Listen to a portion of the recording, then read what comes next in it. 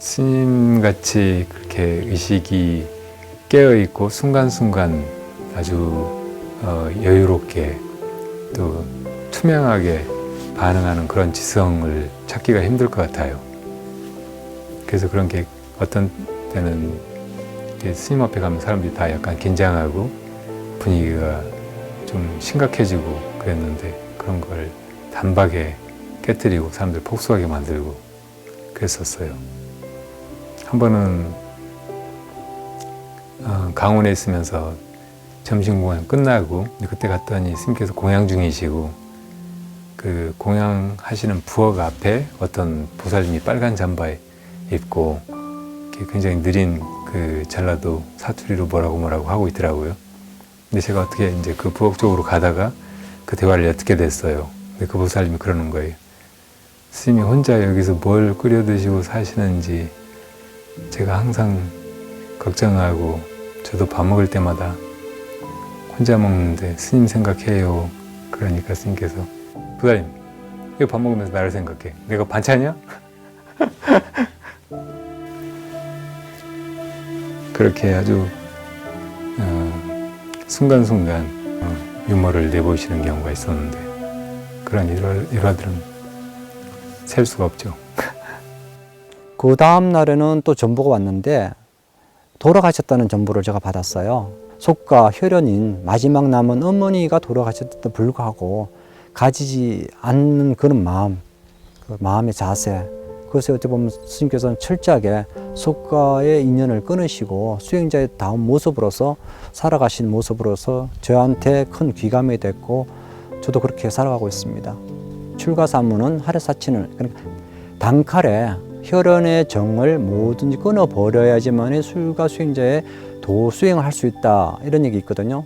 인정이 농후하면 도심소라 그런 얘기 있거든요. 인정이 많으면 수행할 수 없다. 도 닦는 마음이 성그러진다 그런 표현이 있듯이 저희 연사 스님은 그게 철저했던 것 같습니다. 속과 인연에 절대 가까이 하지 않으셨고 또 가지도 않으셨고 오시더라도 만나지도 않으셨고 아직은 우리가 말하면 인정이 아니라 비정하셨거든요. 어떻게 보면 냉정했죠.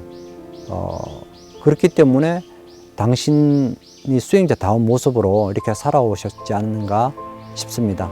처음에 상자를 받지 않으시겠다고 말씀하시면서 당신께서 단호히 말씀하셨습니다.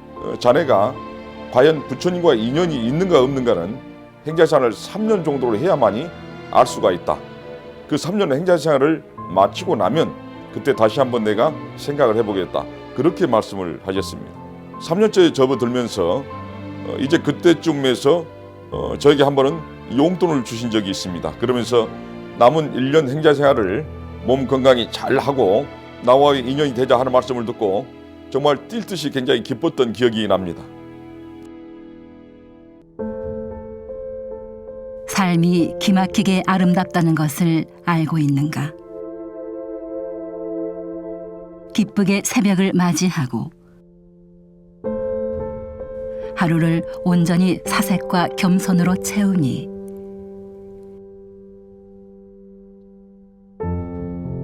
자신만의 색깔로 하루 이틀 그 숱한 세월을 새롭게 열어가신 법정 스님은 새롭게 하지 않을 거라면 나서지도 않으셨다. 물론 출가 전에 스님 책을 읽고 이제 스님을 생각하고 출가를 했지만은 그 당시 이제 행자로서 그 이제 은사 스님을 이제 정할 시기가 언제냐면 행자 생활을 다 마친 다음에 은사 스님을 정하게 되거든요. 근데 그 당시만 해도 행자를 오랫동안 시봉을 시키지 않았습니다. 3개월 단위로 이렇게 끊었거든요.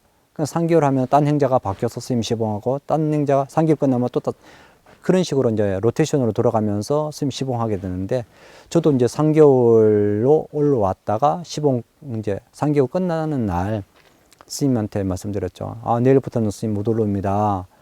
그랬더니 스님께서 하신 얘기가 행자님 계속 다니십시오. 원주 스님한테 말씀드릴 테니까 앞으로 계속 다니라고 그렇게 해서 이제 그때부터 스님 시봉이 돼버린 겁니다. 그렇게 해서 이제 이제 계 받을 때까지 계속 행자로서 스님 시봉을 하게 됐죠. 마지막 행자 생활 다 끝나고 나서 은사스님 정할 때 돼서 이제 드리는데 이제 스님, 저 은사 스님을 해 주십시오, 허락해 주십시오 이렇게 말씀드렸더니 스님께서 하신 얘기가 당연히 거절할 줄을 저는 알았거든요. 왜냐하면은 그 전에 숱하게 많은 분들이 와서 다 거절을 당했으니까 뭐 당연히 저도 뭐 거절을 하지 않을까 이런 생각하고 뭐 안 되면은 뭐 내년 또 하지 그런 각오로서 일단 말씀을 드렸습니다. 그랬더니 의외로 스님께서 그동안 수고 많았다 그러면서 허락을 해 주셨어요. 그런 인연 이후로 이제 스님하고 인연이 된 거죠. 스님의 상자가 된 것이죠. 그래서 스님의 그 인상이라는 것은 항상 시푸른 칼날 같고 어디에 번점할 수 없는 그런 당당하고 그런 모습으로서 각인되어 있죠. 한 번은 스님께서 미국 LA의 한국절 고려사라는 데 가서 겨울을 지내다 오시겠다고 저를 저한테 이렇게 맡겨놓고 떠나신 적이 있었어요. 제가 이제 나중에 스님께서 돌아오셔서 봐도 크게 잘못되거나 부끄럽지 않게 지내려고 이제 혼자 애를 썼는데 어느 날 찬장에 그릇들을 꺼내서 다 닦아 놓으려고 하다가 스님 쓰던 밥그릇을 깨버린 거예요.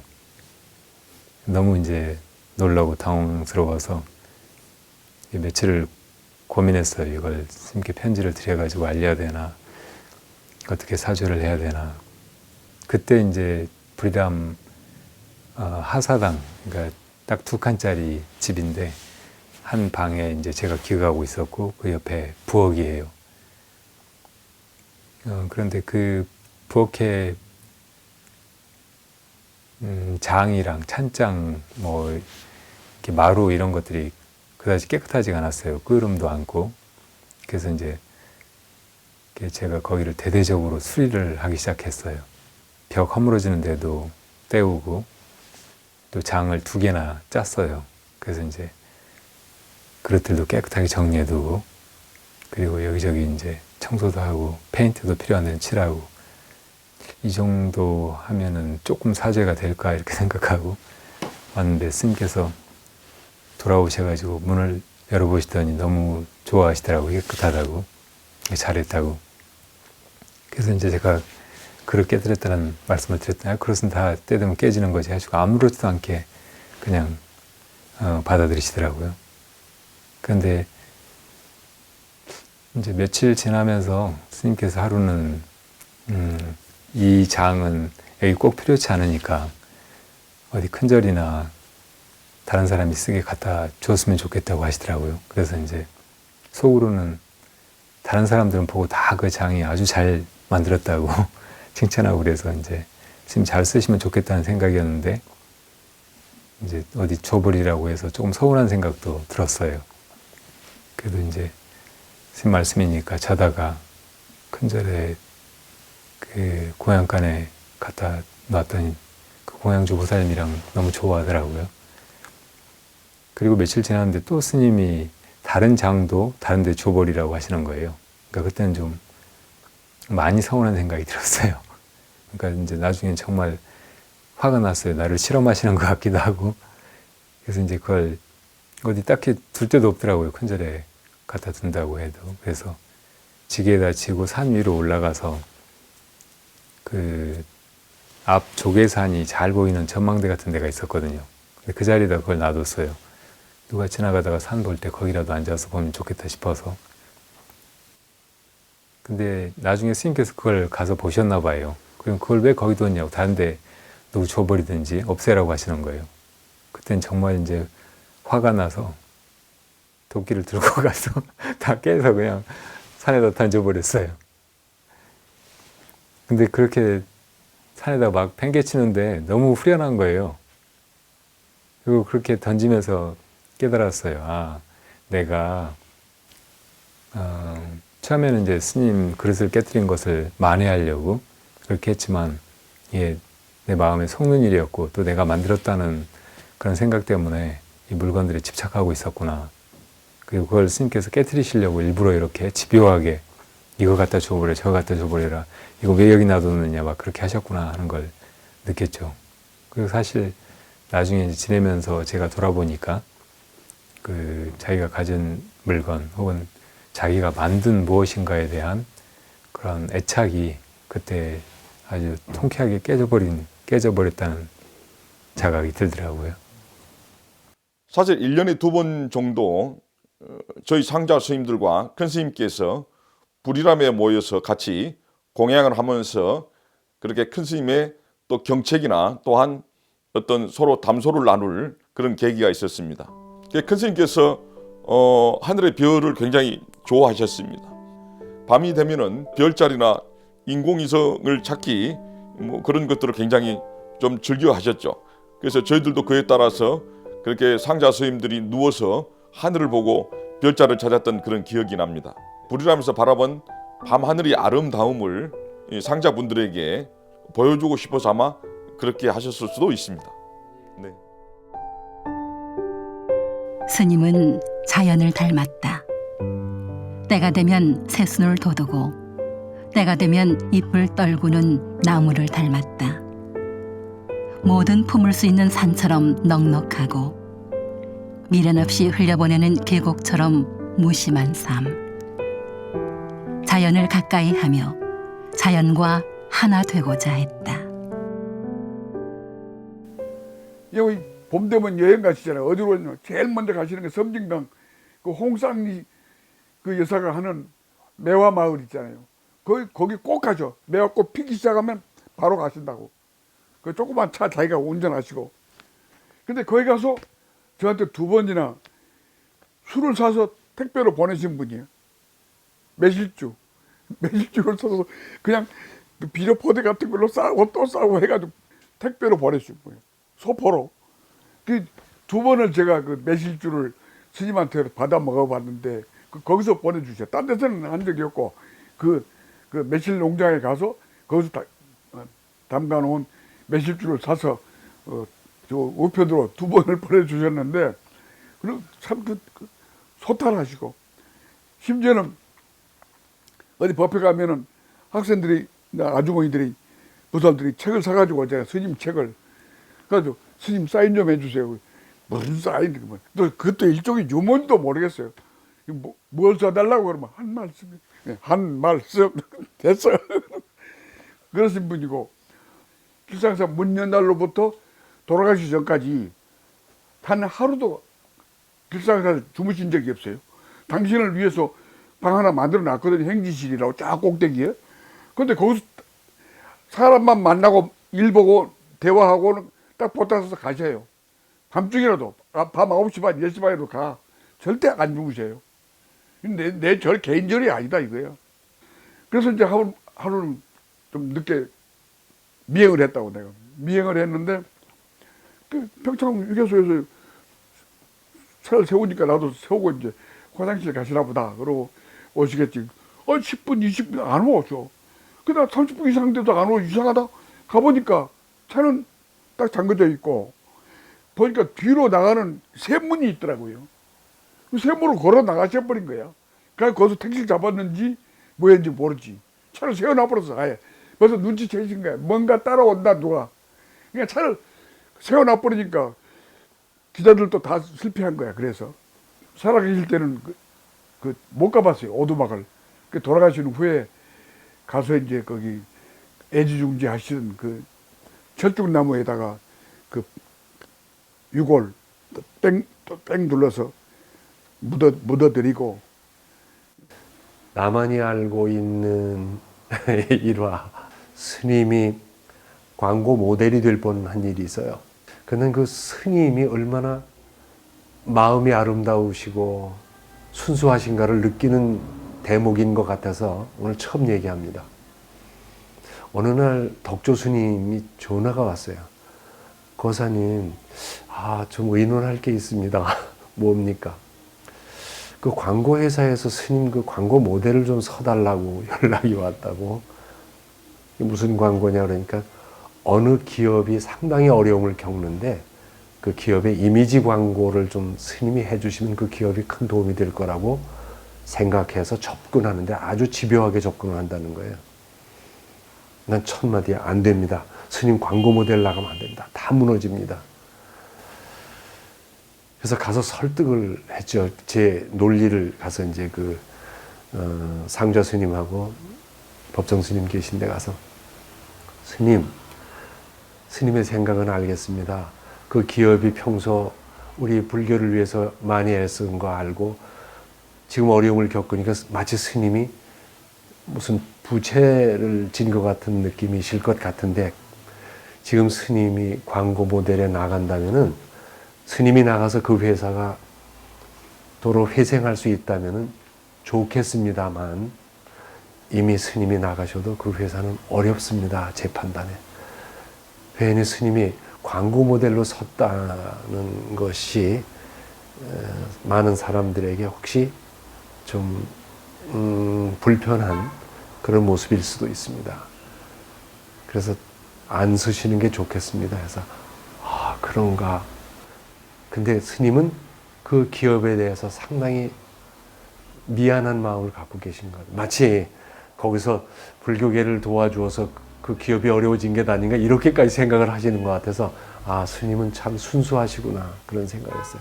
그 기업이 어려웠던 거는 전혀 딴 일 때문이었거든요. 그래서 하마터면 광고 모델이 될 뻔하셨어요. 스님을 파리에서 한번 우리 내외와 이렇게 만난 적이 있어요. 스님은 딴 일로 가셨고 우리가 파리에 갔다가 스님이 파리에 계시니까 파리 길상사를 통해서 이렇게 만나뵐 때가 있었는데 스님이 마치 여행 가이드처럼 시내 구경 가자고 그래서 우리 내외하고 스님하고 같이 나갔어요. 파리를 여기저기 다니다가 힘드니까 아이고 이제 차나 한잔 하러 들어가자고. 근데 카페를 딱 들어갔는데 스님이 맥주를 시키시더라고요. 맥주. 근데 우리를 위해서 시키는 줄 알았더니 맥주를 석 잔을 시키셔서 아이고 스님 이제 해외에 나오셨으니까 아무도 안 보니까 맥주 한잔 하시려는 거다. 놀래가지고 우리도 맥주 한 잔이 간절했는데 덥고 힘들고 맥주 한 잔. 얼마나 좋아요. 맥주를 딱 시켜놓고 석 잔을 딱 시켜놓고 앉았는데 우리 이제 먹는 거예요. 스님 드세요 소리를 못 하겠더라고요. 스님 언제 드시나 해서 우리는 계속 먹는 거예요. 스님 끝까지 손을 안 대시더라고요. 그 나중에 딱 생각하니까 우리가 맥주 한 잔 먹고 싶은데 시키지 못할 것 같으니까 그렇다고 두 잔만 시키면은 우리가 아 스님 됐습니다 이럴 거니까 맥주 석 잔을 시켜놓고 안 잡수시고 우리 먹는 것만 바라다 보셨어요. 아 그 순간의 느낌이 아 저런 것이 정말 상대를 사랑하고 배려하는 마음이겠구나 그런 생각했어요. 참 아름답지 않습니까? 한 번은 해인사 관음전 앞에 있는 대종 화장실이 더럽잖아요. 냄새도 많이 나고. 그러니까 법정 스님께서 대구에 가서 코스모스 씨를 사다가 그 해우소 주변에 코스모스를 뿌리니까 그게 웃자라 가지고 다른 풀이 날 여유가 없어. 그러니까 가을이 되니까 꽃을 피는 거야. 그 내가 있는데 혜총아 산에는 꽃이 피네 하고 서로 한바탕 묻은 적이 있습니다. 2001년도인가 오니까 유시화 시인께서 법정 큰 스님하고 책을 하나 만들었어요. 제목을 읽어보니까 산에는 꽃이 피네 해서 스님 이거 어디서 많이 듣던 소리인데 그러니까 야 너하고 나하고 해인사 해우소에서 꽃을 심어놓고 코스모스 폈을 때 내가 한 말 아니가 맞습니다 하니까 그때 또 여기서 길상사에서 한바탕 웃은 적이 있습니다. 박새가 좋아하는 조를 뿌려주고 겨울이면 얼어붙은 계곡물에 숨구멍을 뚫어놓아 산짐승들이 물을 먹을 수 있도록 한 법정 스님. 안과 밖이 오직 고요하고 나와 남이 다르지 않은 그 본래의 마음을 간직하고 자연과 함께 사셨다. 모든 존재를 아끼고 사랑하는 순진무구한 그 마음이 부처님의 본래 마음이 아닐까. 어떻든 큰 스님의 어떤 향훈과 또한 유지가 남아있는 이 맑고 향기로운 근본 도량 길상사를 앞으로도 마찬가지지만은 가장 수행하고 정진하고 또 많은 분들이 또 마음을 쉬어갈 수 있는 그런 도량으로 그렇게 만들고 싶습니다. 스님, 제가 여기 있습니다. 이렇게 말씀드리고 싶어요. 그리고 스님도 여기 계시는 느낌이 언제나 저와 함께 있고요. 많은 사람들 가슴 속에 스님이 그렇게 새겨져 있는 것 같아요. 가장 나를 뭉클하게 하고 행복하게 하고 뒤흔들고 깨어나게 하고 하는 것이 있다면 누군가를 만나는 일이에요.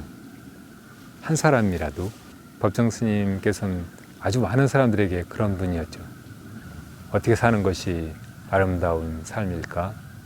어떤 미래가 더 좋은 우리의 앞날일까? 이렇게 생각할 때 그 자리에 법정 스님이 나와 함께 계시게 그렇게 살아야 되지 않을까 생각합니다. 우리 스님께서 가장 아끼고 사랑하는 호박나무입니다. 오실 때마다 항상 껴안고 잘 있었냐 이렇게 안부도 전하고 그럽니다. 그리고 스님 열반하시고 위에를 가장 사랑하시는 호박나무 밑에 이렇게 모셨습니다. 호박나무 소리에 스님 소리를 듣고 있죠. 호박나무 바람결에 비가 오면은 비가 오는 대로 가을이면은 떨어지는 소리 하나가 스님의 말씀 발자국 소리, 그런 느낌입니다. 스님께서도 항상 호박나무를 좋아하시고, 나무에 보면은 이제 책의 소재로 가장 많이 등장하는 것이 호박나무예요. 근데 호박나무가 주는 메시지가 굉장히 많습니다. 지금 또 호박나무 꽃이 피어서 굉장히 향기롭잖아요. 어떻게 보면 스님의 향기라고 생각하고 향기입니다. 아름다운 봄날, 스님께서 항상 봄을 좋아하셨고 봄에 가시겠다고 하셨는데 정말 아름다운 봄날에 가셨습니다.